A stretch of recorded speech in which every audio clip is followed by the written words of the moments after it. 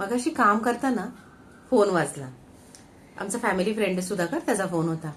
शुभंगीताई, दारात कोणीतरी आलाय, तर प्लीज दार उघडा म्हणे. कोणीतरी कुरिअरवाला आहे.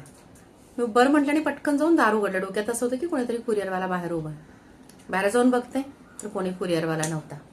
मग प्रत्यक्ष सुधाकर समोर उभा. हातात एक बॅग दिली स्वीटची आणि जातो. अरे थांबा, काय झालं? नाही, काही बोलले नाहीत. खाऊ आणला, इथं आलो तो तुमच्यासाठी दिला, एवढं म्हणून बाबाजी गेले सुद्धा. काहीच बोलले नाहीत, काही नाही, फक्त तेवढं दिलं आणि निघून गेले. तुम्हाला एवढं द्यायला आलं होतं, बस एवढंच. आत आले आणि विचार केला की काही लोक खरंच सुधाकर सारखे असतात ना, की ते कुठलं कोणी समोरनं काही द्यावं किंवा काही परतफेड व्हावी म्हणून देत नाहीत. फक्त त्यांना देणं माहिती असतं. कुठल्याही प्रकारची अपेक्षा न करता देणं माहिती असतं.